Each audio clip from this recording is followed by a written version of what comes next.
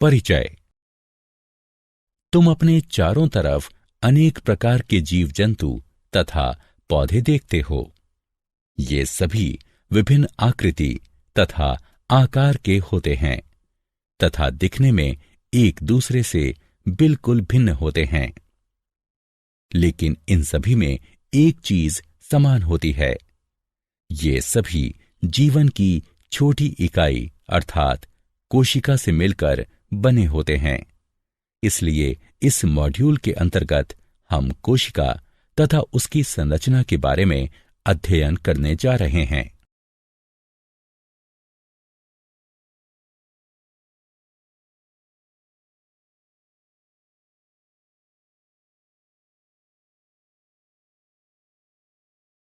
उद्देश्य। इस पाठ के अंत में आप निम्न करने में सक्षम हो जाएंगे: कोशिका तथा उसकी खोज के बारे में जानना, एक कोशिक तथा बहुकोशिक जीवों को परिभाषित करना, कोशिका की संरचना की व्याख्या करना, प्लाज्मा झिल्ली, कोशिका भित्ति, केंद्रक तथा कोशिका द्रव्य की संरचना तथा कार्यों का वर्णन करना। कोशिका का परिचय। कोशिका जीवन की मूलभूत संरचनात्मक तथा क्रियात्मक इकाई है। प्रयोग। प्याज का एक छोटा टुकड़ा लो तथा चिमटी की सहायता से उसकी झिल्ली उतारो। इस झिल्ली को तुरंत पानी वाले वॉच गिलास पर रखो। एक कांच की स्लाइड लो। अब इस पर पानी की एक बूंद रखो तथा वॉच गिलास में रखी झिल्ली के इस छोटे से टुकड़े को इस स्लाइड पर रखो। अब इस टुकड़े पर एक बूंद आयोडीन विलयन की रखकर सुई की सहायता से इसे कवर स्लिप से ढक दो। अब इस स्लाइड को पहले कम शक्ति वाले तथा बाद में अधिक शक्ति वाले संयुक्त सूक्ष्मदर्शी की सहायता से देखो। ये सभी संरचनाएं एक दूसरे के समान होती हैं।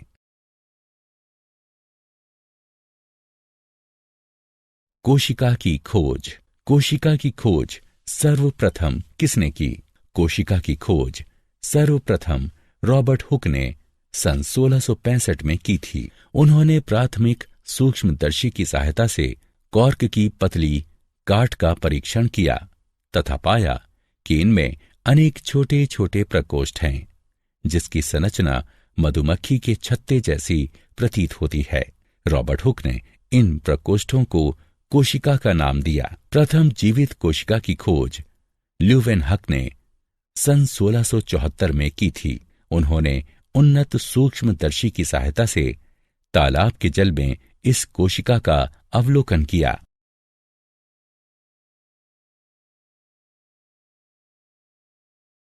उल्लेखनीय वैज्ञानिक रॉबर्ट ब्राउन। सन 1831 में उन्होंने कोशिका के भीतर केंद्रक की खोज की थी। J.E. प्रोकंज। सन 1839 में उन्होंने कोशिका के तरल पदार्थ को प्रोटोप्लाज्म नाम दिया। स्लीडन तथा स्वान। सन 1838 तथा सन 1839 में इन दोनों ने कोशिका सिद्धांत को प्रतिपादित किया। इस सिद्धांत के अनुसार सभी पौधे तथा जंतु कोशिकाओं से मिलकर बने हैं तथा कोशिका जीवन की मूलभूत इकाई है। विर्चो। सन 1855 में इन्होंने कोशिका सिद्धांत को आगे बढ़ाया। उन्होंने बताया कि सभी कोशिकाएं पूर्ववर्ती कोशिकाओं से मिलकर बनी होती हैं।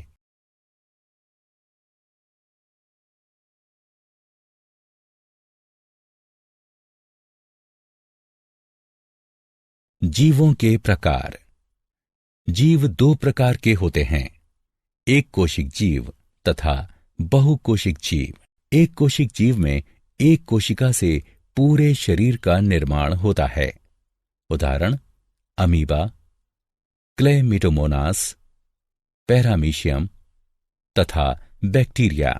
बहुकोशिक जीवों में अनेक कोशिकाएं समाहित होकर विभिन्न कार्यों को संपन्न करने हेतु विभिन्न अंगों का निर्माण करती हैं।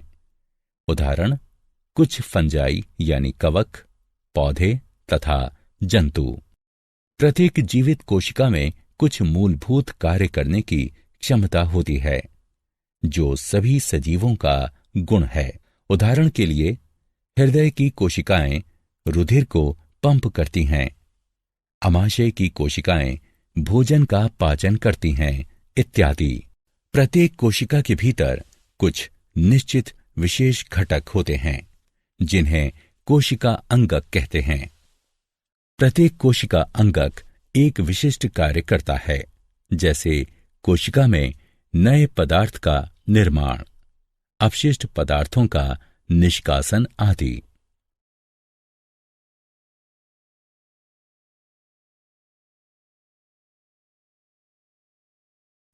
कोशिका झिल्ली तथा उसके कार्य।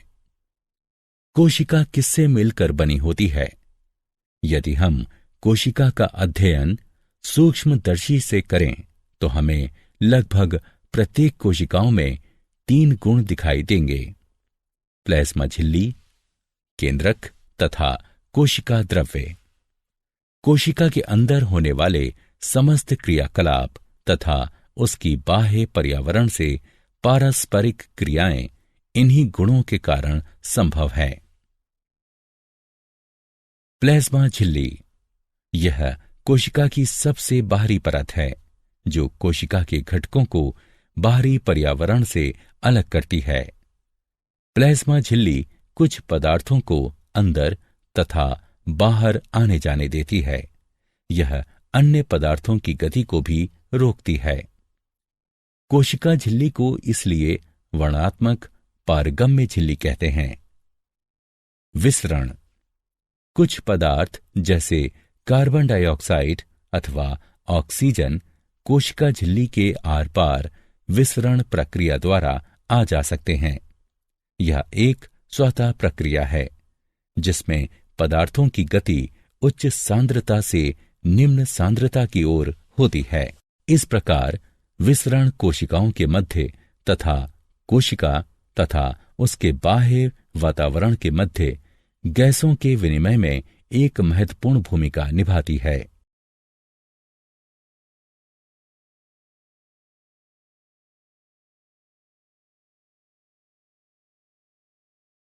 परासरण। वर्णात्मक पारगम्य झिल्ली द्वारा जल के अणुओं की गति होने की प्रक्रिया को परासरण कहते हैं। इस प्रकार परासरण में जल के अणु वर्णात्मक पारगम्य झिल्ली द्वारा उच्च जल की सांद्रता से निम्न सांद्रता की ओर गति करते हैं। इस प्रक्रिया में विलयन 3 प्रकार का हो सकता है: अल्प परासरण दाबी विलयन, अति परासरण दाबी विलयन या समपरासारी विलयन। अल्प परासरण दाबी विलयन। यदि कोशिका को तनु विलयन वाले माध्यम अर्थात जल में शक्कर अथवा नमक की मात्रा कम और जल की मात्रा ज्यादा है, इसमें रखा जाता है तो जल परासरण विधि द्वारा कोशिका के अंदर चला जाता है तथा कोशिका फूल जाती है। ऐसे विलयन को अल्प परासरण दाबी विलयन कहते हैं। अति परासरण दाबी विलयन। यदि कोशिका के बाहर वाला विलयन अंदर के घोल से अधिक सांद्र है तो जल परासरण द्वारा कोशिका से बाहर आ जाता है तथा कोशिका सिकुड़ जाती है। ऐसे विलयन को अति परासरण दाबी विलयन कहते हैं। समपरासारी विलयन।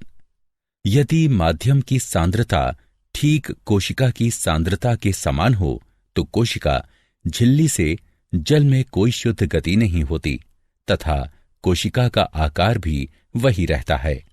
ऐसे विलयन को समपरासारी विलयन कहते हैं।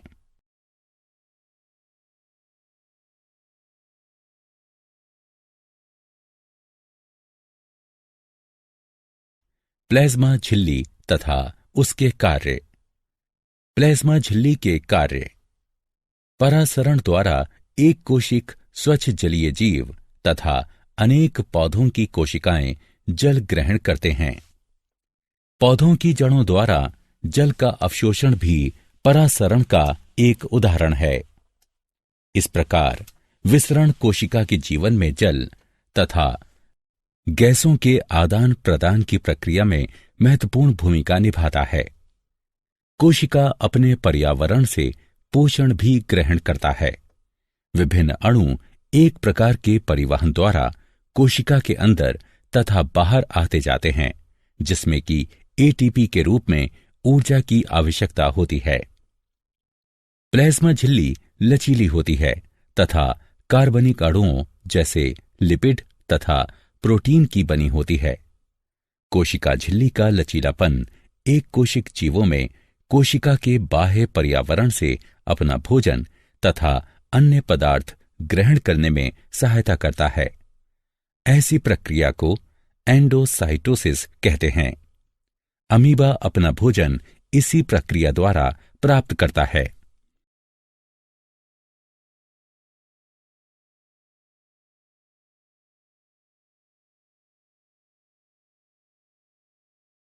कोशिका भित्ति तथा उसके कार्य। कोशिका भित्ति पादप कोशिकाओं में एक और उभरी हुई बाह्य परत कोशिका भित्ति पाई जाती है, जो कि प्लाज्मा झिल्ली के बाहर स्थित होती है। पादप कोशिका भित्ति मुख्य रूप से सेल्यूलोज की बनी होती है। सेल्यूलोज एक बहुत जटिल पदार्थ है और यह पौधों को संरचनात्मक दृढ़ता प्रदान करता है। जब किसी पादप कोशिका में परासरण द्वारा पानी की हानि होती है तो कोशिका झिल्ली सहित आंतरिक पदार्थ संकुचित हो जाते हैं। इस घटना को जीव द्रव्य संकुचन कहते हैं। कोशिका भित्ति के कार्य। कोशिका भित्ति कोशिका को उभार तथा मजबूती प्रदान करती है तथा पौधे, कवक तथा बैक्टीरिया की कोशिकाओं को अपेक्षाकृत कम तनु विलयन यानी अल्प परासरण दाबी विलयन में उसके विरुद्ध दबाव बनाकर बिना फटे बनाए रखती है।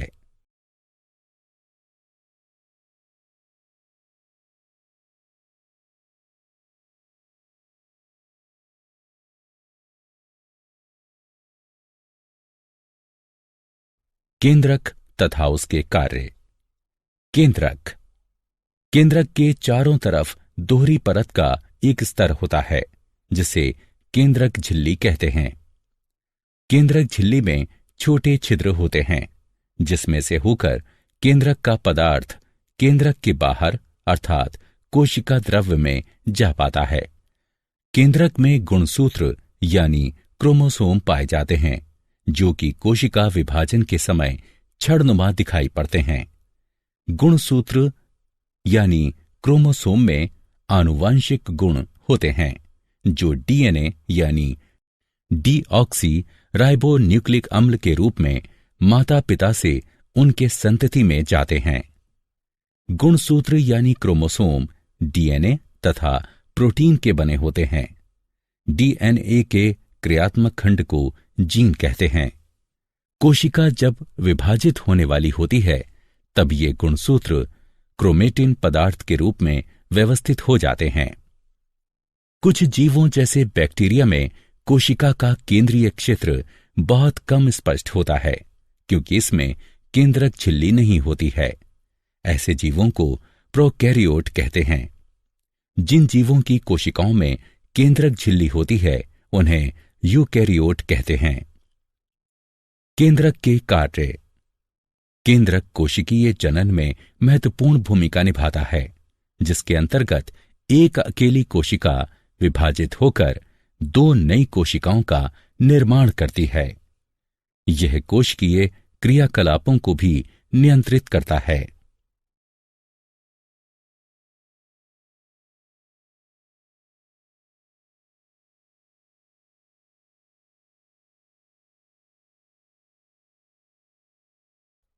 कोशिका द्रव्य तथा उसके कार्य। कोशिका द्रव्य।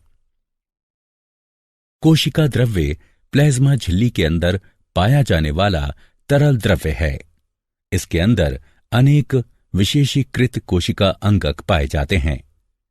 कोशिका के अंदर प्रत्येक कोशिका अंगक अपना विशेष कार्य संपन्न करता है। कोशिका द्रव्य के कार्य।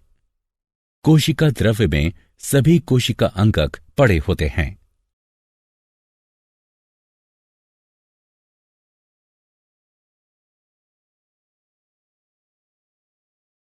सारांश। आइए हमने जो कुछ सीखा है उसे संक्षेप में दोहराएं। कोशिका की खोज सर्वप्रथम रॉबर्ट हुक ने 1665 में की थी। एकल अथवा अनेक कोशिकाओं की उपस्थिति के आधार पर जीव दो प्रकार के होते हैं, एक कोशिक जीव तथा बहुकोशिक जीव। प्रत्येक कोशिका के भीतर कुछ निश्चित विशेष घटक होते हैं जिन्हें कोशिका अंगक कहते हैं, जो कि एक विशिष्ट कार्य करते हैं। प्लाज्मा झिल्ली कोशिका की सबसे बाहरी परत है जो कोशिका के घटकों को बाहरी पर्यावरण से अलग करती है। प्लाज्मा झिल्ली वर्णात्मक पारगम्य झिल्ली की भांति भी व्यवहार करती है, क्योंकि यह कुछ पदार्थों को अंदर तथा बाहर आने जाने देती है, जबकि अन्य पदार्थों की गति को रोकती है। वर्णात्मक पारगम्य झिल्ली द्वारा उच्च सांद्रता से निम्न सांद्रता की ओर जल की गति होने को विसरण कहते हैं। पादप कोशिकाओं में एक और उभरी हुई बाह्य परत कोशिका भित्ति पाई जाती है, जो कि प्लाज्मा झिल्ली के बाहर स्थित होती है। पादप कोशिका भित्ति मुख्य रूप से सेल्यूलोज की बनी होती है, जो कि कोशिका को मजबूती प्रदान करती है। केंद्रक एक गोल या अंडाकार बिंदु सदृश संरचना है, जो कि प्रत्येक कोशिका के केंद्र के आसपास पाया जाता है। यह कोशिकीय जनन में महत्वपूर्ण भूमिका निभाता है तथा कोशिकीय क्रियाकलापों को भी नियंत्रित करता है। कोशिका द्रव्य प्लाज्मा झिल्ली के अंदर पाया जाने वाला एक तरल द्रव्य है। इसके अंदर अनेक विशेषीकृत कोशिका अंगक पाए जाते हैं।